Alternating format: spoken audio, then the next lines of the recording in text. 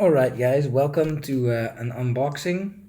Um, well, today and on my first video we have Forests of Adrimon, which is the second part of the HexploreIt series.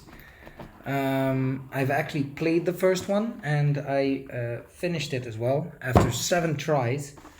And well, this is the second one, which has updated rules and it's a bit more streamlined. So I actually have opened it before,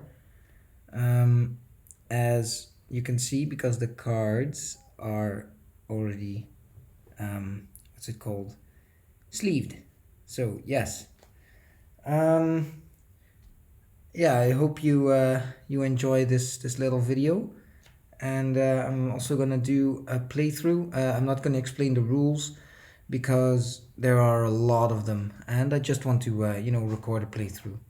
And if you see any cats pass through the video, that's because I have 2 small kittens over here. So I'm just gonna rotate this back, and I hope you enjoy. And yes, I do have to look up some of the rules probably along the way, because as mentioned, hello there cat, with your butt, go away. As mentioned before, they updated the rules in this new version, and I'm not completely up to snuff with these new rule sets, these updates. Pardon me. So can't seem to get the race card out. So as you can see, we have relics and we have races. Go away. And so races you choose beforehand. Relics is, if I remember correctly, is something that you get throughout the game. I also have a chest, which actually houses a lot of these documents in it, or these cards in it, sorry. Then we have some smaller tokens, which I think this is a tree. Yeah. Okay, now you cats, you have to go down and down, or I'll lock you in a room. There we go. So yeah, we have a tree, we have a smithing iron, a forging iron. We have what looks like, I don't even know what this looks like some type of creature. It looks like oh,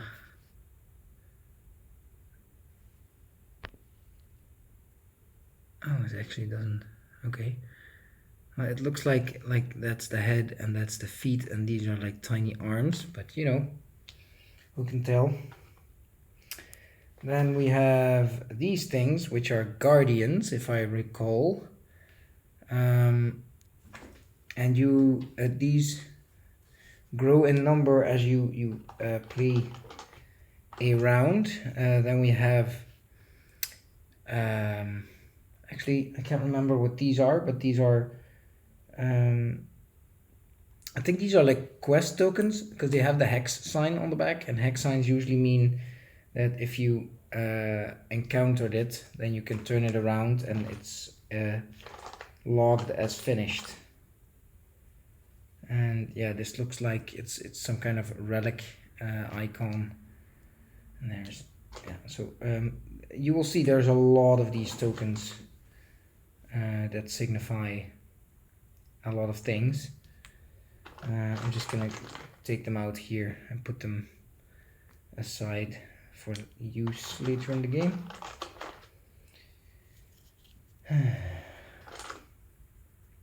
That's that. And there's another one of those. There's that one. There's a tree. Another one of these green hexes. Yep. So yeah, there are a lot of green hexes, so it looks like they are like quest locations. And they all have the hex symbol on the other side. So And that's purple guy. That's another hex. And that's another tree. I think the tree is like some kind of grove or something. That's a purple guy. Yeah, so you have to build a character, and you can play either true solo or, you know, a solo two-handed or three-handed. True solo is actually pretty hard, from what I recall. So I prefer to do a solo but with two characters, just, you know, to get a little bit of an upper hand. Let's see, that's that. So these are the dice, which is an exploration dice.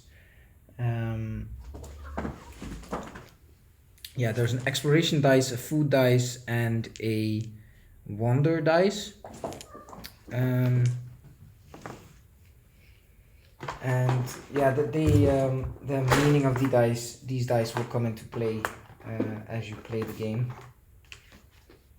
These are the player, yeah, what can we call them? They're like maps. So the first few are actually the boss encounters, which go from level 1 through 10. 1, for example, being Marakakek, the Mad King, which is this one.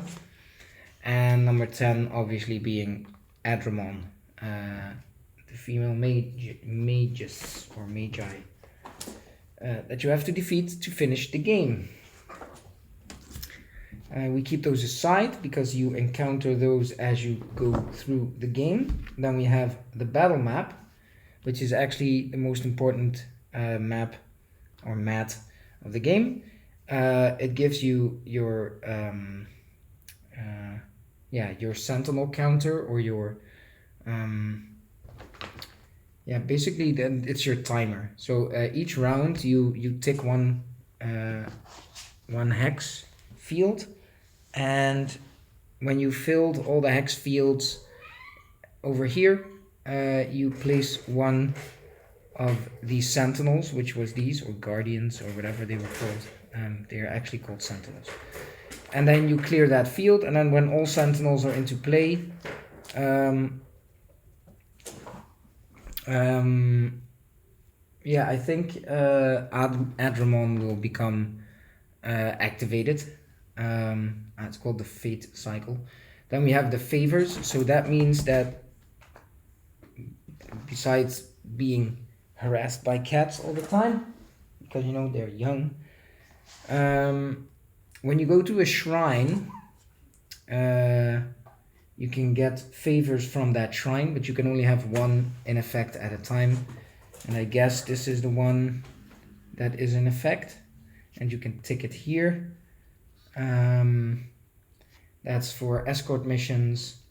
This is for health and energy. That's pierce or favored, which cannot be blocked. It's actually hard to see with this lamp because it's quite bright. Then there's influence and soul shield, but that's something that will actually, I think I will explain well in the game. And then, the below bar, that's actually the level that you're playing, the difficulty level. At starter, you get no damage, no changes to vitals or damage dealt. When on easy, each hero,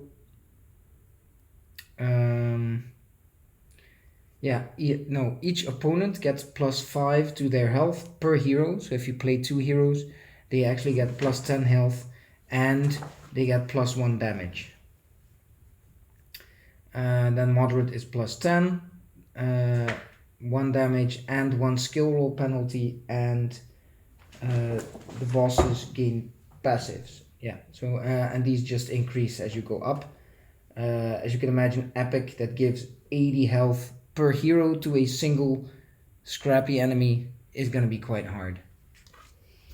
And then we have the info maps, which is, this one is for wayposts, battle sites where you can recover Relics are a sacred location where brave heroes once stood against the magi. Skip the circumstance phase. Yeah, so this is basically like the shrines from the first game.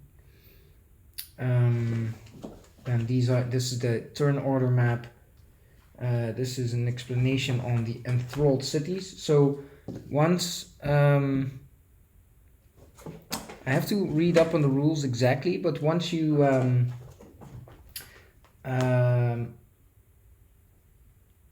I think it is if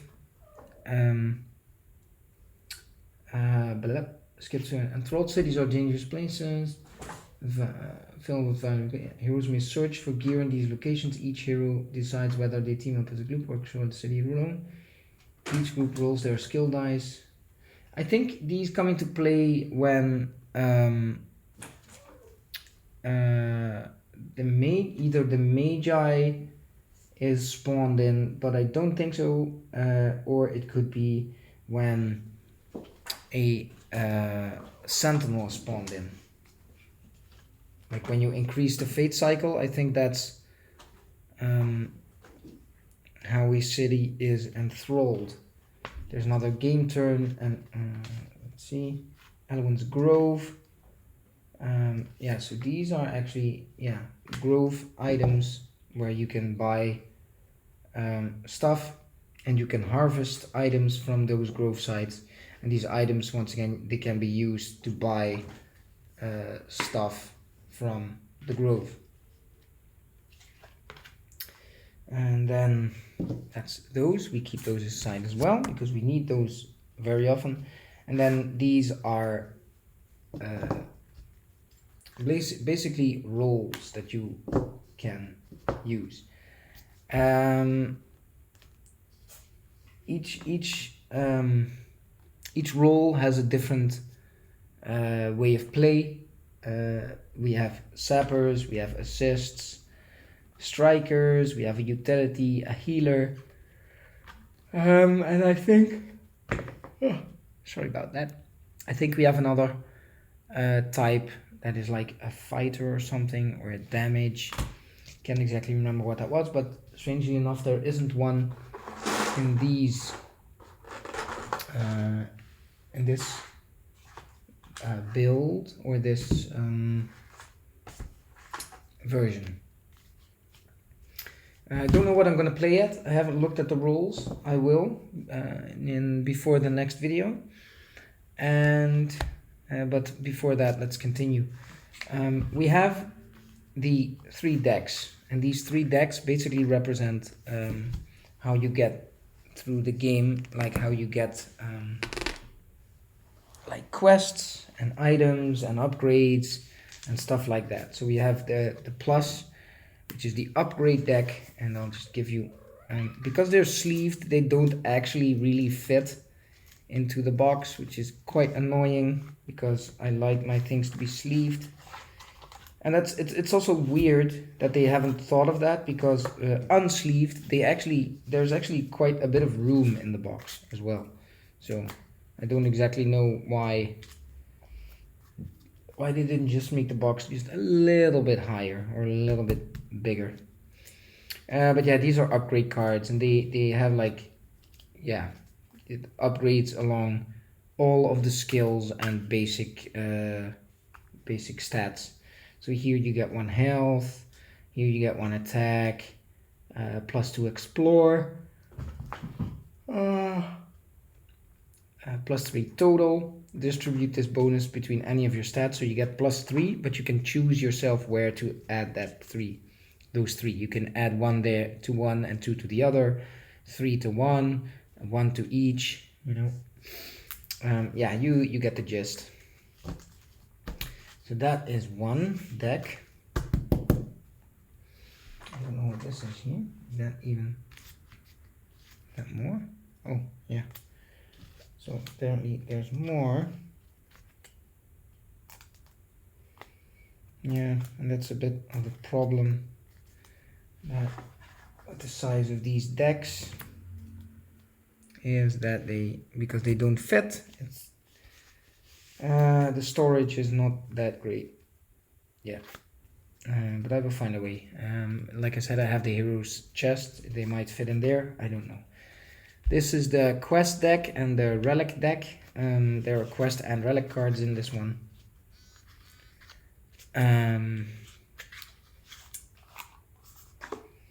And these are actually things, where you can find relics and quests. Cat, go away. You're really getting on my nerves now. Yeah, so these quests, obviously they take you to a quest location where it states up here what it is. So here it says go to E and the location on E, and this is what the hexagon looks like where this quest will play out. And then on this card it says what you have to do to play out this card. If you fail, sometimes there's a bad outcome. Usually nothing happens. If you succeed, you get, in this case, you get one grove item that is mentioned here and one relic card. So you can draw one relic card. Sometimes when you roll, in this case you have to roll a survival dice, which is the blue dice, and if you get a hex, which is a crit, you actually get +1 in this case to your energy, which is basically a free upgrade. They basically speak for themselves. Yeah, so these are the relic cards. You have to complete a relic with by collecting all 3 cards that are associated with that relic, 3 or 4. When you draw a relic, you get, in this case, for example, you get +1 attack, +1 of your energy attack, and you get to pull 1 upgrade. And then when you have the full set, which in this case it is 3 because it says here, I believe you have to go to the forge, which is this guy over here. I remember that, to forge the weapon. Yeah, so that's that. These actually have to be separated before we get to playing, but that's okay, it's not a problem. Yes, and then when it's forged, you actually get the relic card. So the sword that you just saw, once it's forged, you can take this card and then you have that weapon on you. In order to wield this weapon, you do need a +6 in your attack, otherwise you cannot use this weapon.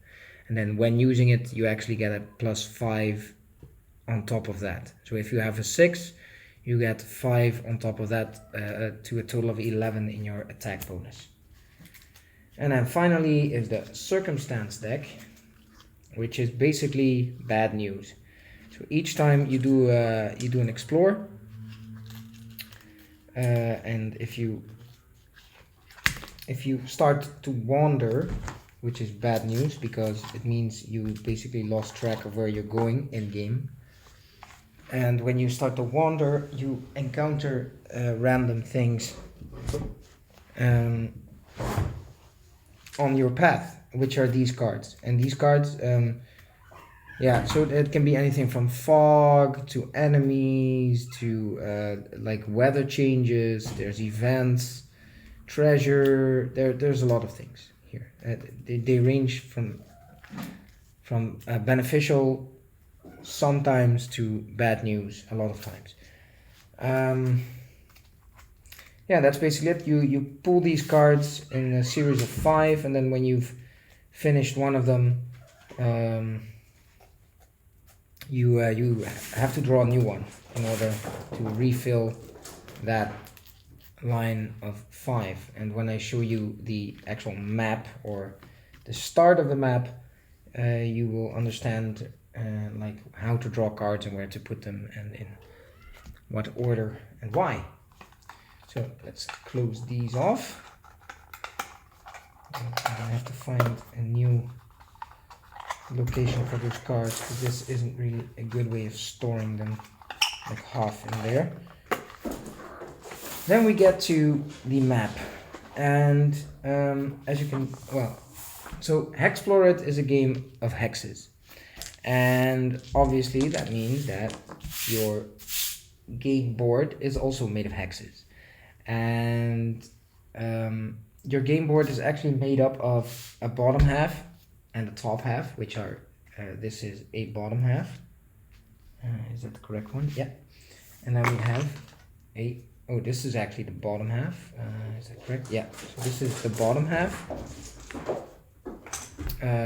which is two parts.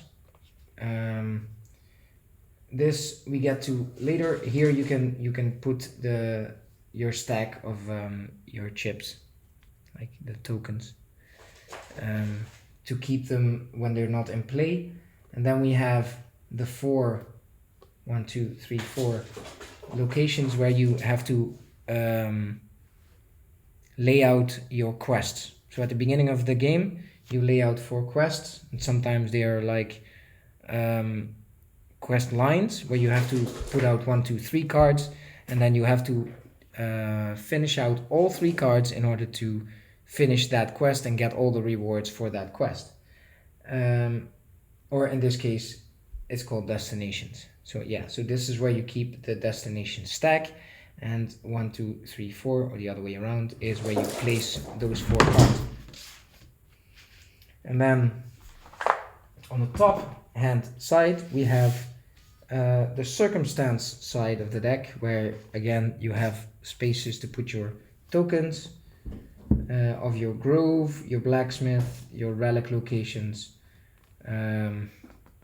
These guys forgot their names already, and your hex tokens, and 1, 2, 3, 4, the 5 locations for your circumstances, like I showed you earlier. These ones you can put them like this on that location to play out. And actually you have to place this one upside down. Why? Well, when you're playing alone it's not that handy, but you have to understand that when you're playing the game with with 2 or more people, there are other people sitting on the other side of the table and to your side, and they're basically sitting everywhere. And you have to build out this deck on the go. Yeah, that's basically it. And then you have these hexagonal, wow, that's a difficult word, apparently. Tiles that you can use to build out the map. Keep in mind, however, that there is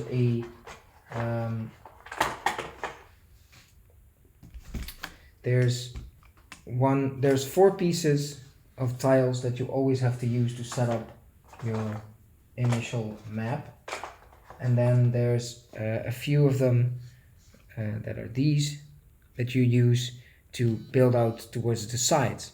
However, these are put face down, so you don't know which ones are which, and when you get to the edge of a map, so let's say your party stands on this side, you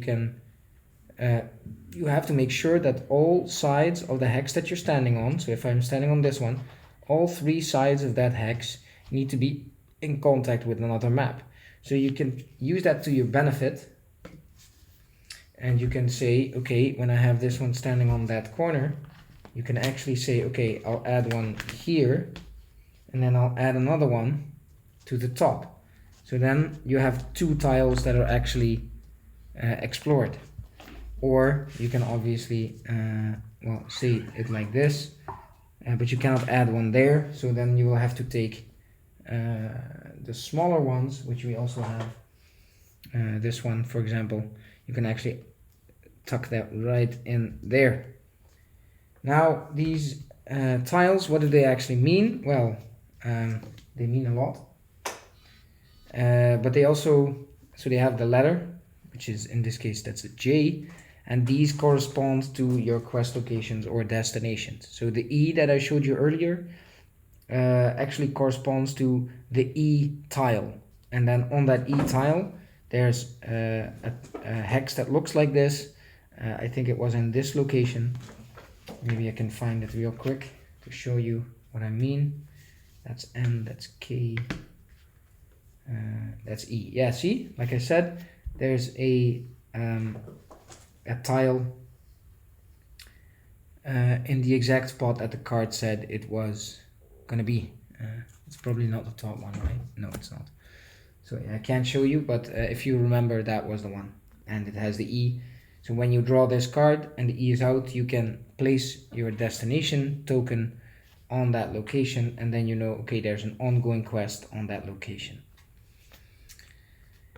And then there's a few more rules into the deck, like you can't traverse water without a boat, you can't traverse a mountain without climbing gear, a road or waterway lets you travel at normal speed without losing your way. If you travel outside of a road or a waterway, you can still travel at normal pace, but then you have to roll for tracking or navigate, it's called actually, which was the green die. And if you fail, you have to roll a d6, which is actually where this one comes in. Because when you roll a d6, it says, okay, you move to the hex location. I roll the hex, which means you move up, and then you roll it again, and well, it was a 1, so you move 1 space up. Yeah, it's that simple.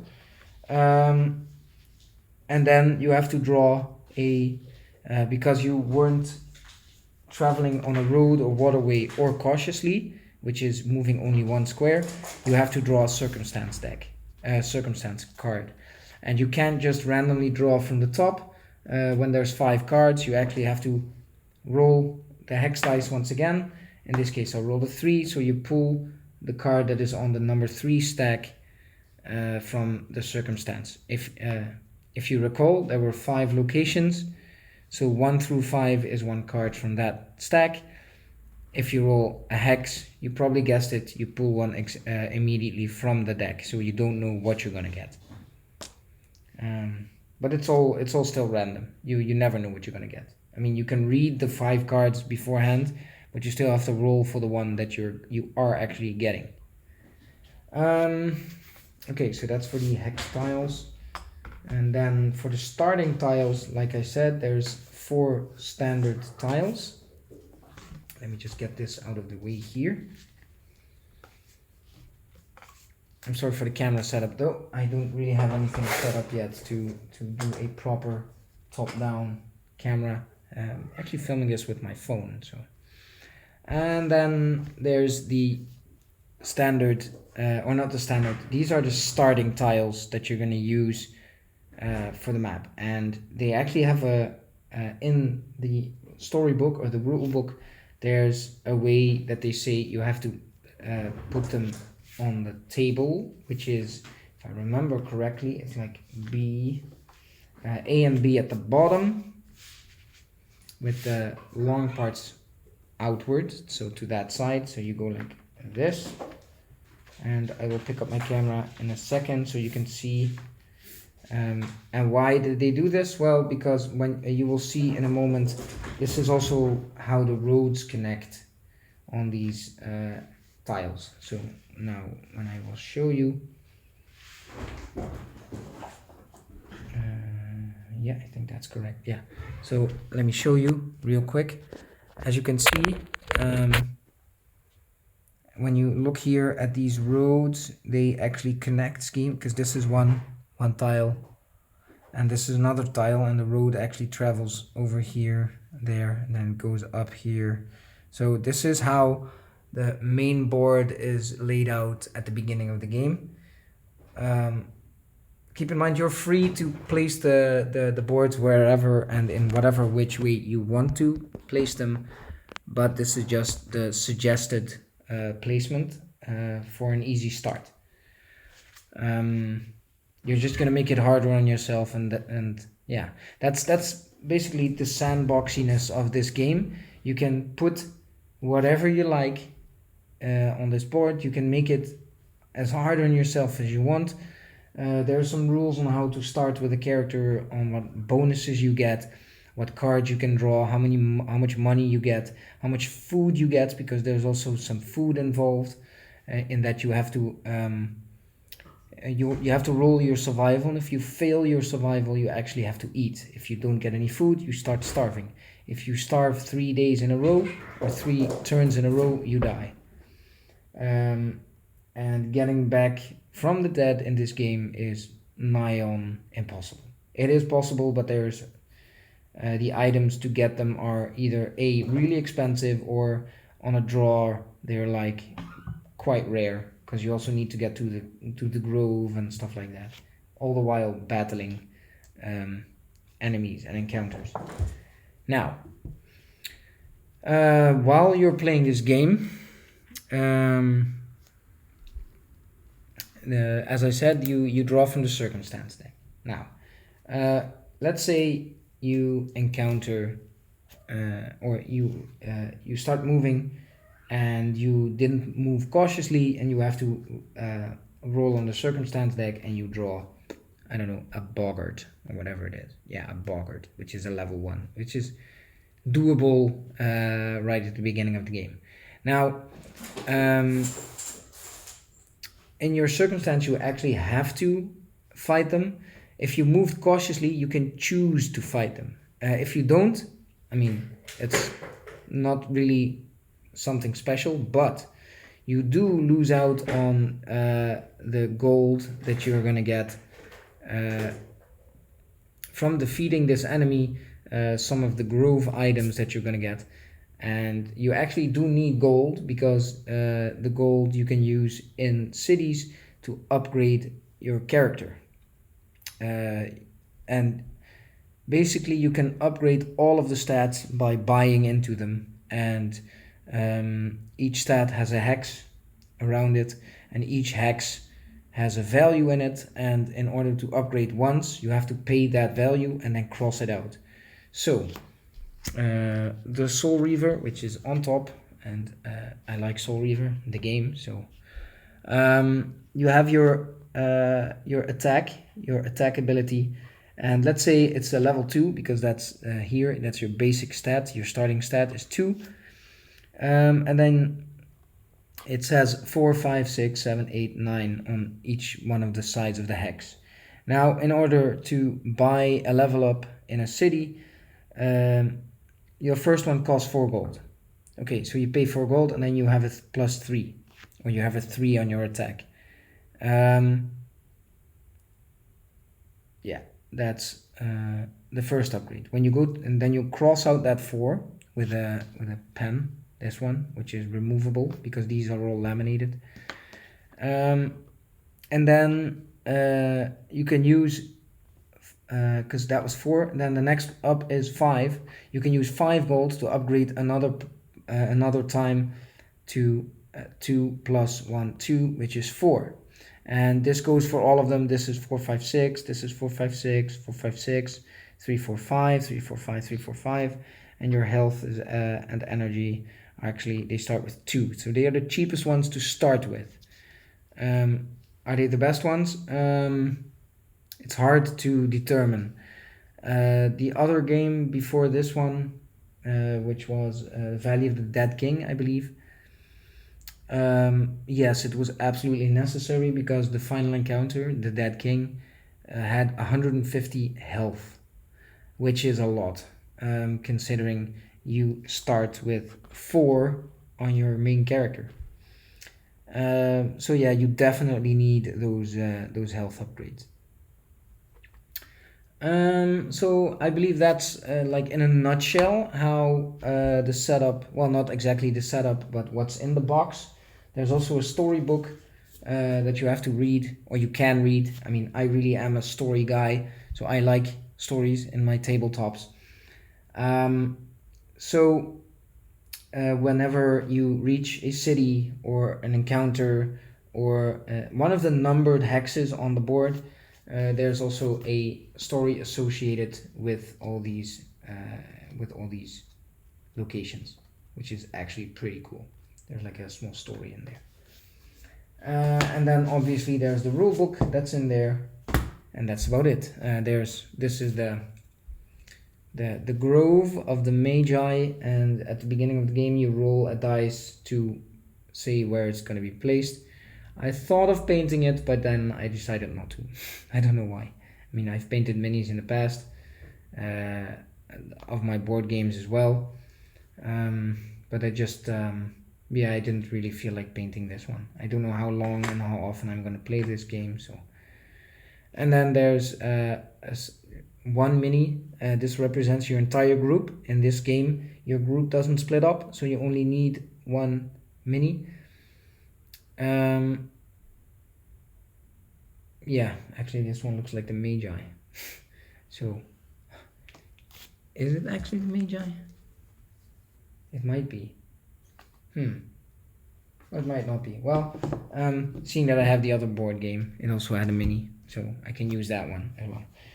These minis actually, these minis actually come from Reaper, I believe it was. Yeah, this is actually a Reaper mini, which is a standard mini. So if you want to expand your minis to play with different ones along the way, you can just buy any Reaper mini that fits the theme. Basically, I mean, I wouldn't buy a Scarecrow. That doesn't really fit the theme, even though Scarecrows are pretty cool.